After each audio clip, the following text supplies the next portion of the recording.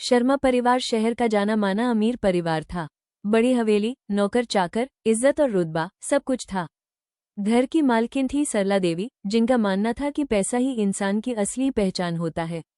उनके 2 बेटे थे, रोहित बड़ा बेटा और अमन छोटा बेटा। अमीर बहू का आगमन। रोहित की शादी हुई शहर की ही एक अमीर घराने की लड़की राधिका से। शादी में करोड़ों खर्च हुए, गहने, कपड़े, दहेज सब कुछ था। सरला देवी खुश थी, हमारी बहू भी हमारे बराबर की आई है, ये बात वो बार बार कहती। राधिका पढ़ी लिखी थी, स्टाइलिश थी, लेकिन घर के काम से उसे कोई लगाव नहीं था।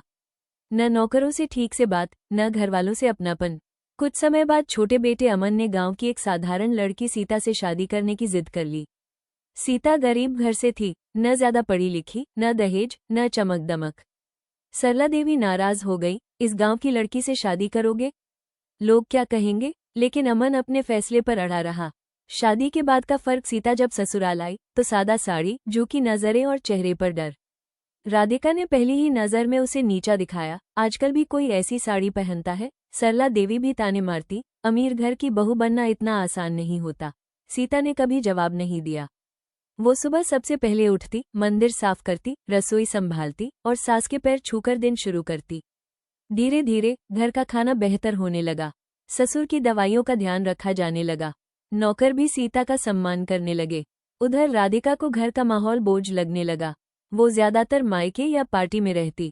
जब सास बीमार पड़ी, राधिका बोली, नौकर है ना, वही देख लेंगे। लेकिन सीता रात रात भर जागकर सास की सेवा करती रही। एक दिन बिजनेस में बड़ा घाटा हुआ।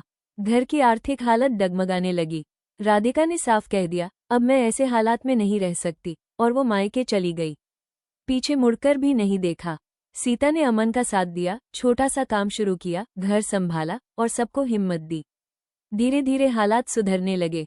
एक दिन सरला देवी की आंखों में आंसू थे। हमने गलत बहू को अमीर समझा और सही बहू को गरीब। सीता को गले लगाते हुए उन्होंने कहा, तू सिर्फ बहू नहीं, इस घर की लक्ष्मी है। सीख, असली अमीरी पैसे में नहीं, संस्कारों में होती है। जो घर को जोड़कर रखे, वही सबसे अमीर होता है।